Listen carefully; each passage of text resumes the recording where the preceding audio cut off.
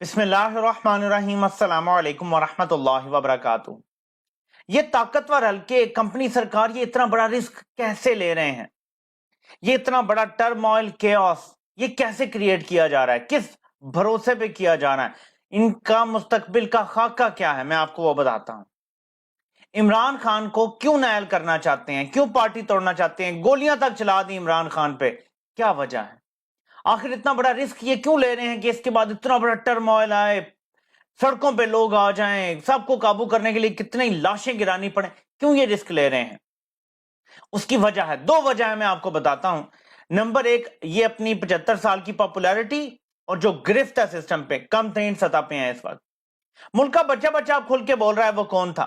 नाम ले रहे हैं लोग। मुल्क के मसाइल की असल जड़ कहां है? बच्चा बच्चा जान गया है। तो इनकी पॉपुलैरिटी कम तरीन सतह पर पहुंच गई है। ऐसे में अगर कोई सिविलियन इंतखाबात जीत के आ जाता है तो इनका असर और रसूख खत्म हो चुका होगा। वो अपनी मर्जी से मुल्क चलाएगा, हुकूमत चलाएगा। जब अवाम देखेंगे कि पहली बार किसी ने अपनी मर्जी से मुल्क चलाया तो मुल्क तो खुशहाल होना शुरू हो गया, बिल्कुल खत्म हो जाएगी इनकी ताकत। इक्तदार हमेशा हमेशा के लिए खत्म हो जाएगा। ये रिस्क नंबर एक इस वजह से लिया जा रहा है कि अभी इलेक्शन ना हो और हम अपना कोई सेटअप लाएं। और आखिर में मैं बात करता हूं कि क्यों मार्शल लॉ की तरफ मामला जा सकते हैं, टेक्नोक्रेटिक मार्शल लॉ की तरफ। लेकिन दूसरी वजह, इमरान खान को रास्ते से हटाने, नायल करने, उसकी सियासी पार्टी तोड़ने की सबसे बड़ी वजह यह है, ये जो पीछे सियासी पार्टियां हैं ये भी कंपनी की तरह अपनी पॉपुलैरिटी की कम तरीन सतह पर हैं। इनकी मकबूलियत का ग्राफ भी इस टाइम जब से ये जमातें बनी हैं कम तरीन सतह पर है।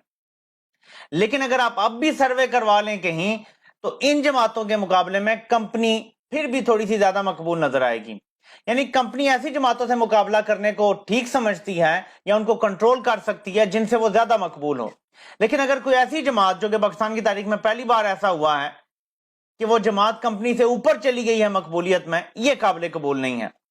जैसे ही इमरान खान का इंतजाम करते हैं, जैसे 3 नवंबर को कर दिया गया था इंतजाम, इमरान खान की जान तो ले ली गई थी, तो अल्लाह ने बचा लिया। जैसे ही इमरान खान का इंतजाम ये कर लेते हैं, पीछे जो जमातें बचेंगी ना, ये उनको अपना टॉमी बना लेंगे। ये नहीं मैं कह रहा कि अभी नहीं बनाया हुआ, अभी मसला ये है कि दोनों की मफादात हैं।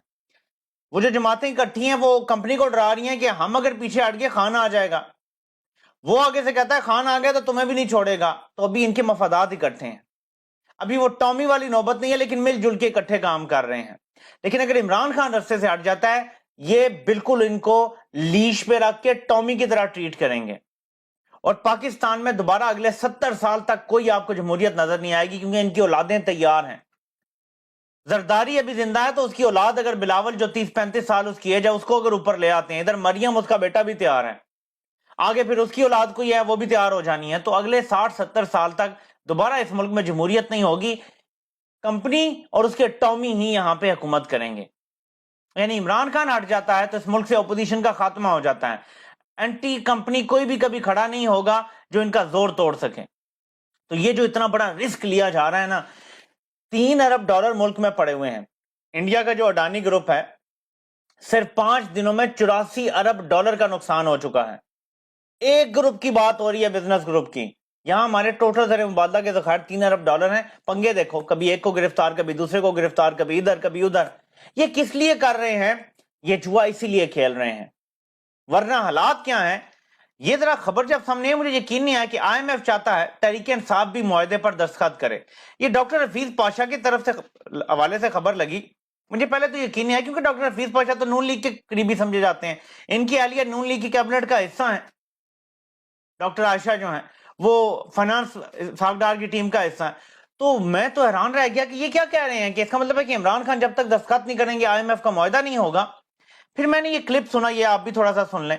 कॉन्फ्लिक्ट है जिसका कोई हमें सोल्यूशन नजर नहीं आता, तो क्या ये भी इस पे असरअंदाज हो सकता है डॉक्टर साहब? ये बात दरअसल ये है कि कुछ अनसर्टनिटी ये है कि इलेक्शंस कब होने, और कुछ प्रेशर तो आपने देखा है कि अब हमारे 2 प्रोविंसेस में भी इलेक्शंस होने हैं। तो लिहाजा IMF ये कह रहा है कि आपका प्रोग्राम जो है वो जून के एंड तक चल रहा है। क्या हमें ये गारंटी है कि आने वाले महीनों में और ख़ास तौर पे बजट को पेश करने के वक्त जून में आपके पास ये इसी हुकूमत की हाजिरी होगी या कोई तब्दीली आ चुकी होगी। इसलिए वो कह रहे हैं कि जो सबसे बड़ी ऑपोजिशन पार्टी है उसके दस्तखत भी होना जरूरी है, और जो हालात सियासी इस वक्त हैं आप सोचिए कि ये हासिल होना है। अच्छा डॉक्टर साहब ये आपने सुन लिया, आप तो क्लिप भी सुन लिया आपने। देखें, क्योंकि 2 सूबों में इलेक्शन होने हैं 90 दिन में, यानी कब होने हैं? अप्रैल में होने हैं। ये तो आइन कहता है ना हमारा, जब सूबों में इलेक्शन होंगे तो अप्रैल में ही हुकूमतें आ जाएंगी। तहरीक इंसाफ नंबर 1 जमात जा रही है दोनों सूबों में, उनकी हुकूमत आ जाती है, प्रोग्राम जून के एंड तक चलना है। सूबों की भी कुछ कमिटमेंट्स हैं जो बड़ी इंपॉर्टेंट हैं। वफाक का तो है ही है ना, कि वफाक में भी हुकूमत जो है वो कोई पता नहीं आज गई कल गई क्या होता है। तो ये वजह समझ आती है, ये लॉजिक है। ये जो खबर लगी फिर इसमें आई, क्योंकि मैंने खबर नहीं पढ़ी जिस भी अखबार में, डॉन में लगी है या किसी और में लगी है, खबर नहीं मैं देख सका। तो ये जब मैंने सुना क्लिप तो फिर मुझे यकीन है कि वाकई ही इन्होंने ये बात की है। और दूसरी चीज, एक तरफ गिरफ्तारियां कर रहे हैं तहरीक इंसाफ की, और दूसरी तरफ एपीसी में तहरीक इंसाफ को भी शमूलियत की दावत दे दी है। मशवरा तो मैं दूंगा इमरान खान को कि जरूर भेजें, शहबाज गिल को भेजें, फवाद चौधरी को भेजें और आजम सवाती को भेजें। एपीसी में शिरकत के लिए इन 3 लोगों को भेजा जाए वहां पे, और देखा जाए कि क्या बात वहां पे की जाती है। ठीक है जी, लाजमी नुमाइंदगी अपनी जो है वो वहां पे करवाएं, ताकि कोई एक्सक्यूज ना रह जाए जी कि ये बहाना बनाओ जी मुल्की लेवल पे दहशतगर्दी थी तो फिर भी इमरान खान को परवाह नहीं है। यहां भी करप्शन की कोई बात नहीं है, जरूर भेजें ताकि इनको कोई बहाना ना मिल जाए। लेकिन मिन्नत कर रहे हैं, एक तरफ आईएमएफ जो है वो दस्तखत मांग रहा है, यानी इमरान खान के दस्तखत चाहिए ना आईएमएफ को, बेसिकली तो यही बात है। दूसरी तरफ आप केस डाल रहे हैं, उसको नायल करने की तरफ जा रहे हैं, तो इतना बड़ा रिस्क क्यों ले रही है कंपनी? अब आते हैं उस चीज की तरफ। आईएमएफ को गारंटी चाहिए ना कि तसलसल होगा। टेक्नोक्रेटिक गवर्नमेंट जिसको 2 साल के लिए या 3 साल के लिए लाया जाएगा, और यह प्रोग्राम जून में खत्म होते ही नया प्रोग्राम शुरू करवा दिया जाएगा। आईएमएफ के हमें इस प्रोग्राम के खत्म होते ही नए प्रोग्राम की जरूरत पड़ेगी। ठीक है जी, हम खत्म नहीं कर सकते इसको। तो इसलिए एक मार्शल लॉ लगा के, क्योंकि टेक्नोक्रेट गवर्नमेंट की तो कोई हमारे आइन में कहीं भी कोई ऐसी चीज लिखी नहीं है, कोई शिक मौजूद नहीं है। एक मार्शल लॉ लगेगा जिस तरह का मुशर्रफ टाइप सिस्टम था, मार्शल लॉ लगेगा, उसमें टेक्नोक्रेट्स वगैरह ला के बिठा दिए जाएंगे और ड्रामा चलता रहेगा। आईएमएफ को भी गारंटी हो जाएगी, और अमेरिका के माशाल्लाह भी आर्मी चीफ मिलकर गए हैं, वहां से भी ले ली गई होंगी गारंटियां कि ठीक है। और फिर $3 अरब होने के बावजूद ये परेशान नहीं है, ये तबाही इन्होंने निकाली हुई है, कभी किसको गिरफ्तार कर रहे हैं, मीडिया पे पाबंदियां लगाई हुई हैं, अफरा तफरी तूफान आया हुआ है, दहशतगर्दी हो रही है, मीशत खराब है। कुछ ठंडा करो माहौल को, ये हुकूमत का काम होता है, ये ताकतवर हल्कों का काम होता है, वो और गर्म कर रहे हैं माहौल को ताकि माहौल खराब हो, एक एक्सक्यूज बने। मार्शल लॉ, टेक्नोक्रेटिक गवर्नमेंट, और उसके बाद आईएमएफ को भी गारंटियां कि 2-3 साल ये सिस्टम चलेगा और हम हर आपका वादा पूरा करेंगे। इस तरफ मामला जा रहे हैं। मैं आपको अपने तजजिए के मुताबिक बता सकता हूं कि अब तक, हो सकता है कल ये बदल जाए सूरत हाल, हो सकता है कि हालात इस तरह आ जाएं कि हालात बदल जाएं। अब तक जो मेरी असेसमेंट है कि हाफिज साहब का कम से कम 8-10 साल का प्लान है, ये मेरी असेसमेंट है, गलत हो सकती है, ये बिल्कुल कोई खबर शबर नहीं है। कोई ना सोचे कि मैं किसी टेबल के नीचे बैठा था तो मैंने कोई उनकी कॉन्फ्रेंस हो रही थी तो वो सुन ली थी। ये मेरा तजजिया हालात मौजूदा देखे, कल ये बदल सकते हैं। हो सकता है कि अकल आ जाए, हो सकता है समझ आ जाए कि 3 सूबों में जो बंदा वाज़े अक्सरियत ले सकता है, वाज़े तौर पे